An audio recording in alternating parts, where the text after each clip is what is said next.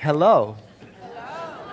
As you heard from our host this morning, our theme, our focus for this year is One Truth, Many Paths, acknowledging that there are many paths on this spiritual journey.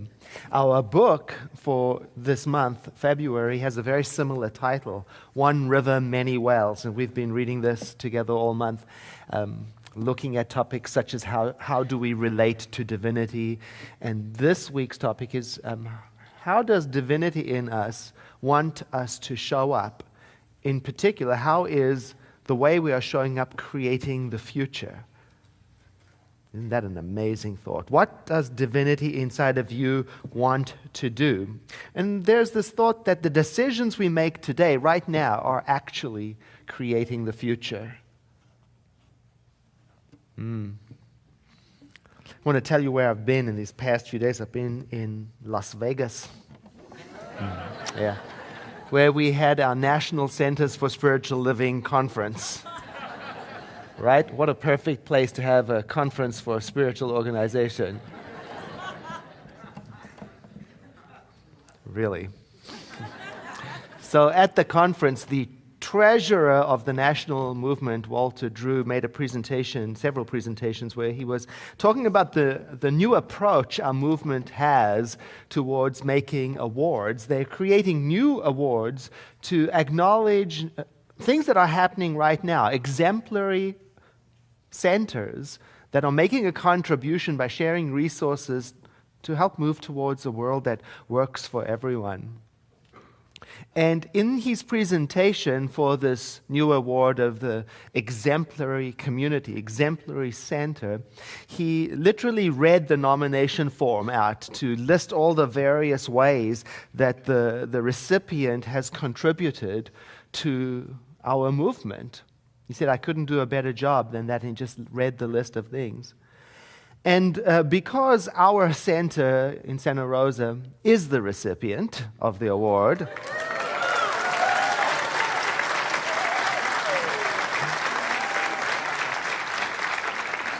I brought the video home with me to show you. Actually, the video was taken by our facilities manager, Evan Williamson, who happened to be there in the front row with his iPhone. So, it's a home movie, right? Okay, it's a home movie, and here it is.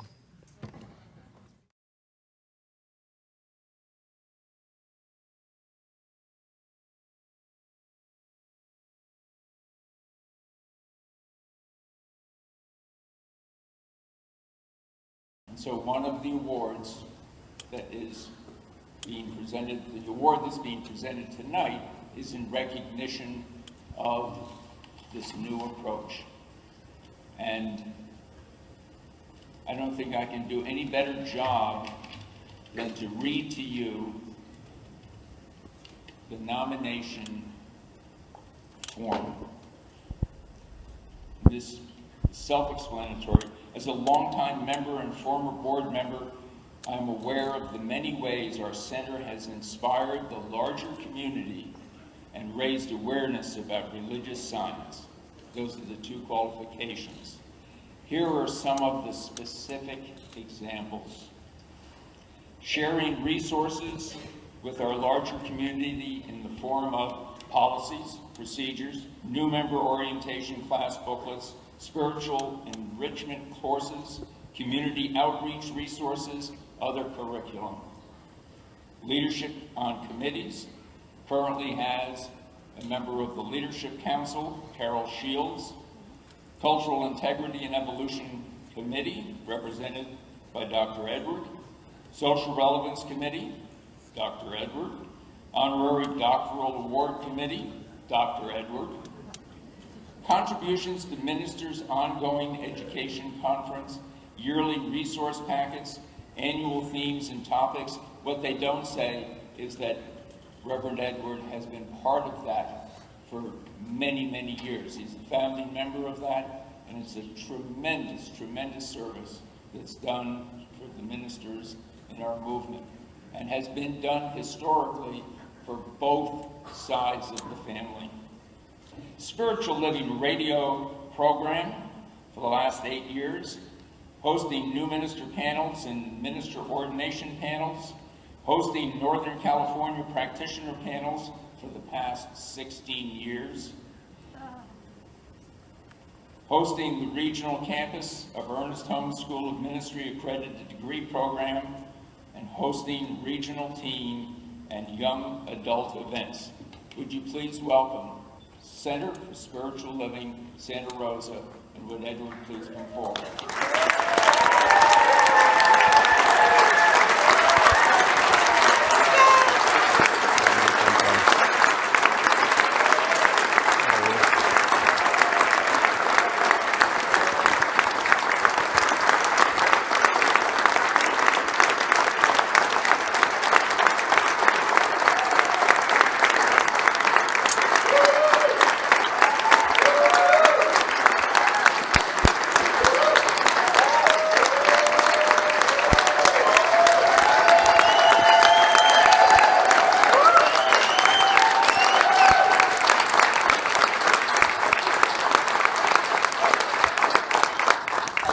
Speak for our community in Santa Rosa to say that our success and this recognition is deeply and intimately connected to your success.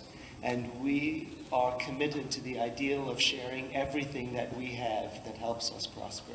And that continues. Whatever we have is yours. If there is a resource, a policy, or procedure, or a class, or an idea, we will give it to you, we will send it to you, we'll make it available to you. You just have to ask. In fact, we can be quite annoying with how much we will give to you, because, and it's true, I know there are people from Santa Rosa here, won't you stand? You can talk to them, they'll find out that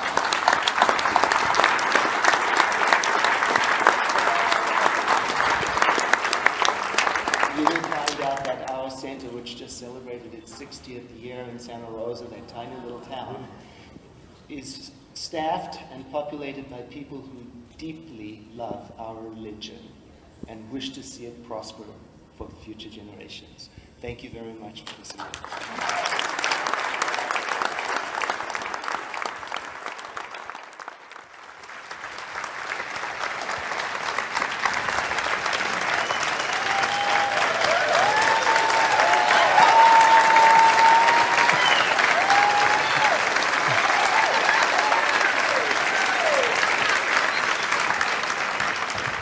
So that's your award. That's for you. It's so amazing. And there were many people from Santa Rosa at the event, and it was so exciting to be there. I know Reverend Kim was there, Evan was there, Martha McCabe was there, Tara was there. There were many people. Jeanette was there, Chris Ritchie was there. It was so lovely to be there together to receive it. And I was thinking about it in relationship to this idea of creating the future and what does the divine in you and I want to do.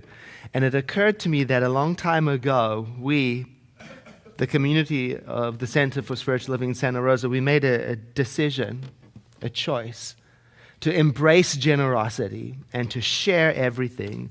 And we didn't do it to receive this event. It didn't exist yet.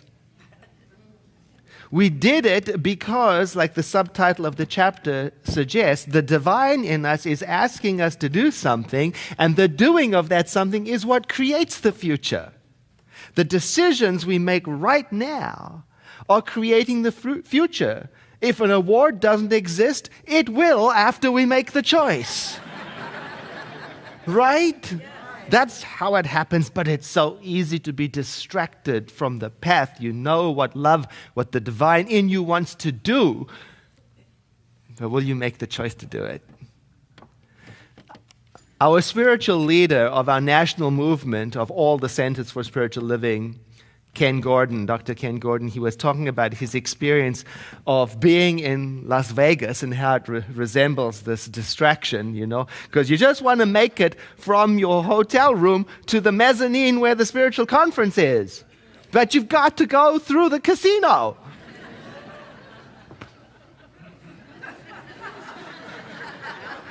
And there's all the bells, and there's all the lights, and there are scantily clothed people offering you things. And you can't just walk in a straight line. You have to go around there, and you've got to go around there. And it's very, very easy because all the time there's this temptation because you're being lured into empty promises. So easy to lose focus on where am I going? What does the divine want to? Oh, squirrel.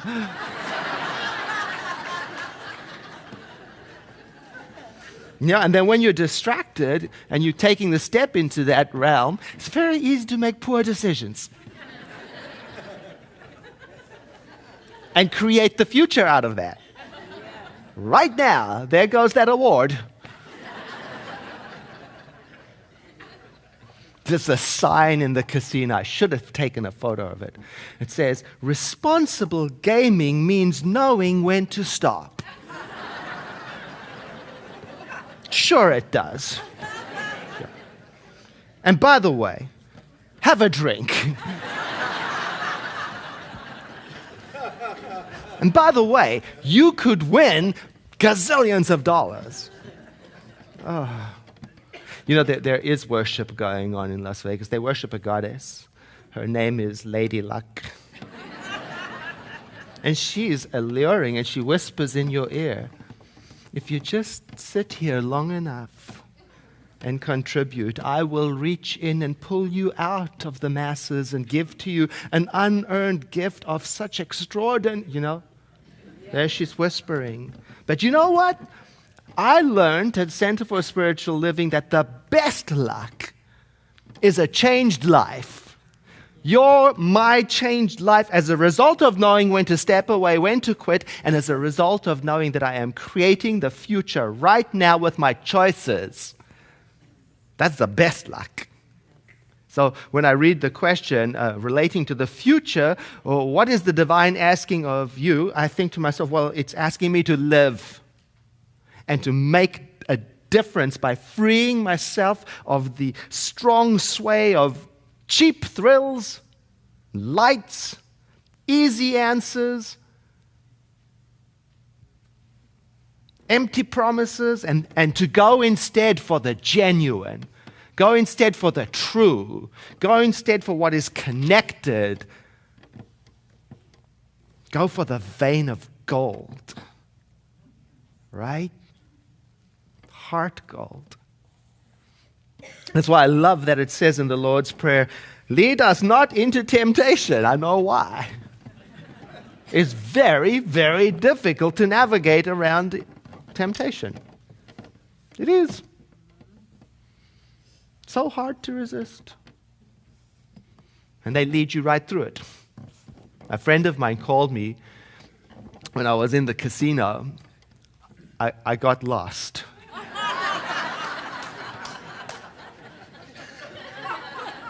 You see, Lady Luck will make you lie.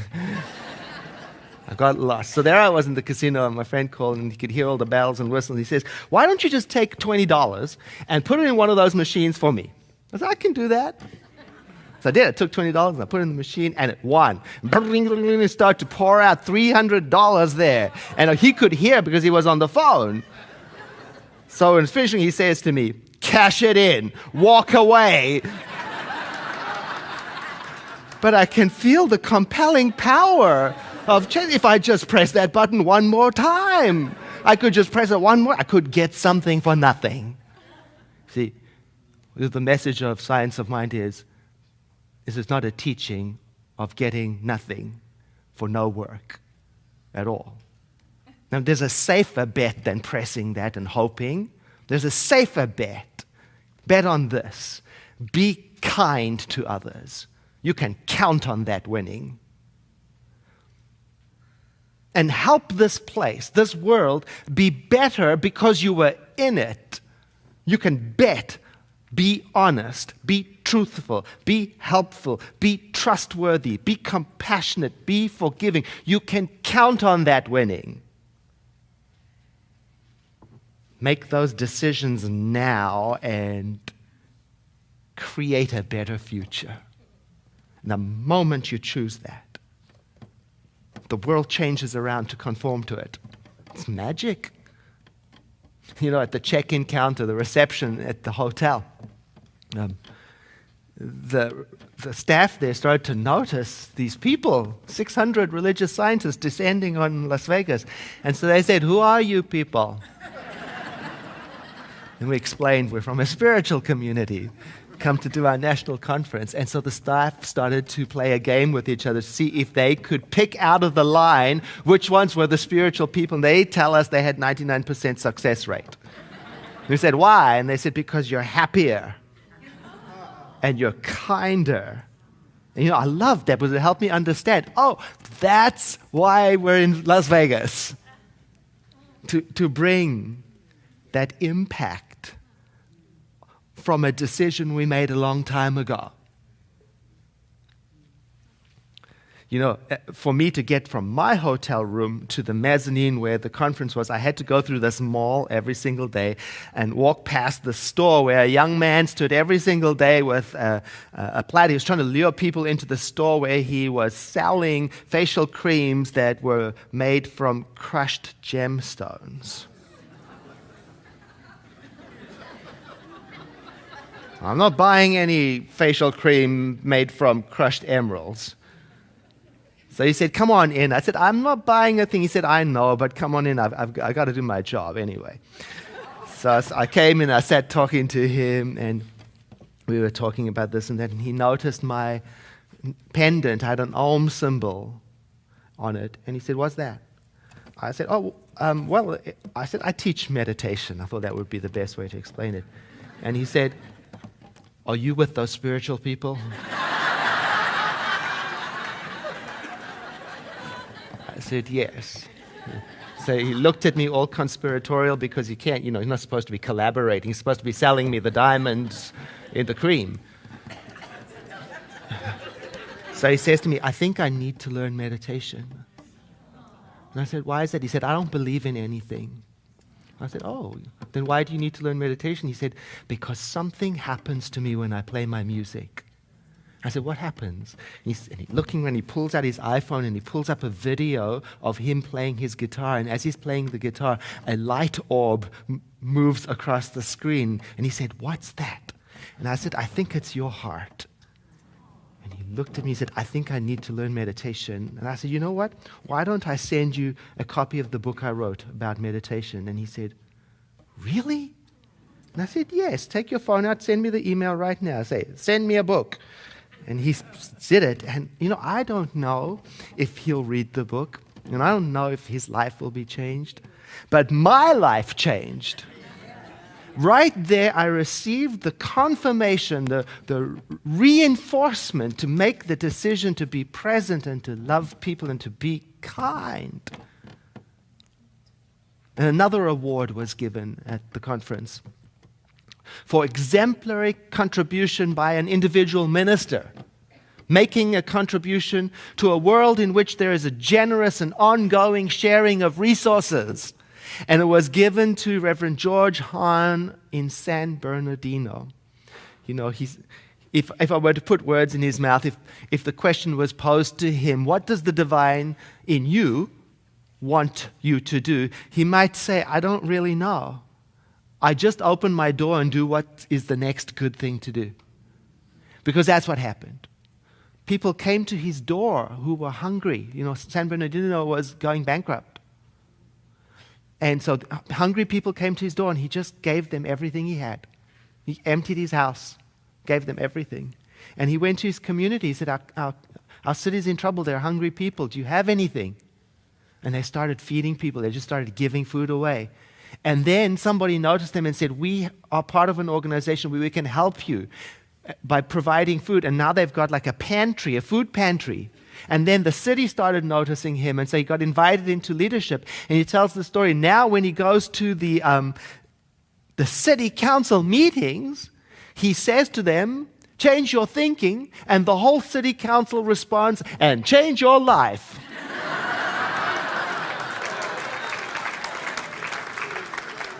Wow.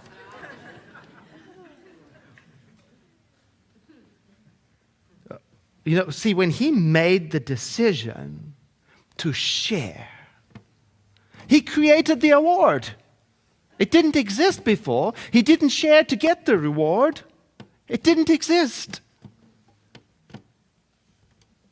He said, I just did what seemed to be the next good thing to do.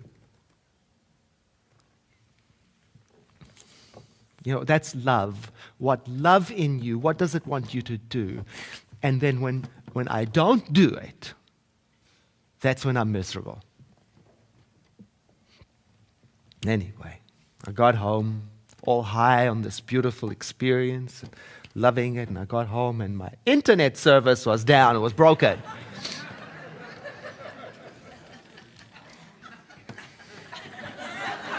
You know you don't exist unless you have the internet. I had things to do. I had videos to upload. I had sermons to write. I needed. So I called up my internet provider and I said to an automated system which didn't listen to me, I need internet. And it said back to me, wait one moment while we test your systems. Oh, we have an appointment sometime between 1 and 4 p.m. I want to sit around all day waiting for a technician to come. Well, I did. And then I got a text at 3:45 saying, it doesn't look like the technician's going to arrive until after 4. Would you still like to keep the appointment? I shouted yes to a text message that nobody was listening to.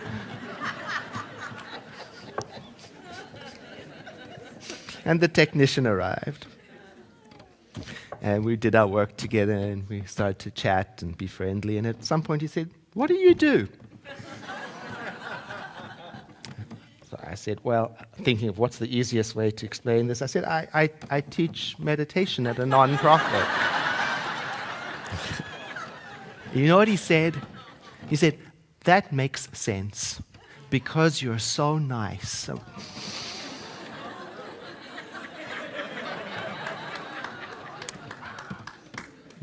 He said, I have had a really bad day. I mean, all the people I've dealt with today are so grumpy and so mean. He said, I really needed this appointment. Thank you. And I said, yeah, can you imagine if I taught all that spiritual stuff and it turned out I was just grumpy and mean? And he said, yeah, that would be funny, wouldn't it? I said, yeah. And I thought about it after he left. I thought, at some point you and I, way back, maybe we made a decision to attempt to live a more spiritual life. And along the way, it was shaping our future. And at some point, we don't even know that we are being any more kind than the next person, but we are. And slowly, it's working its stuff. Oh, what does love in you want you to do? And will you do it? Will you do it to create a future through the very next thing you choose? That's power.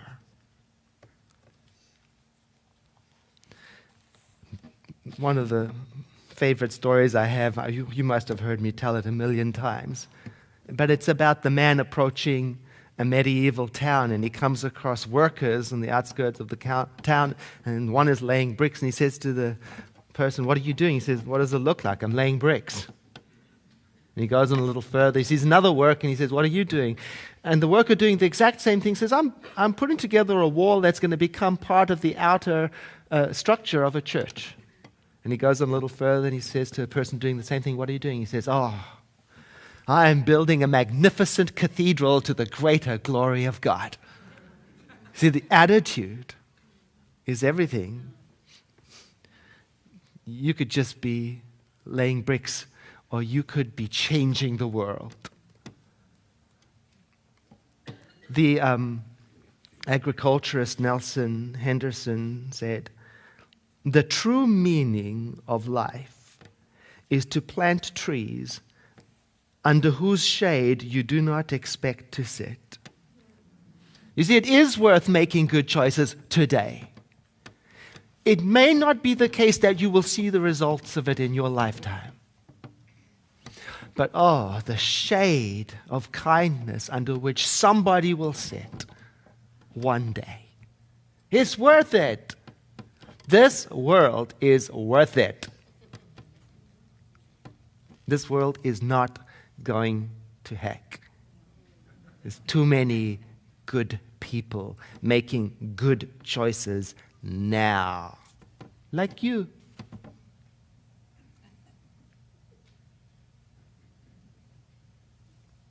Let us pray. I invite you to take a breath in and exhale, letting your eyes close.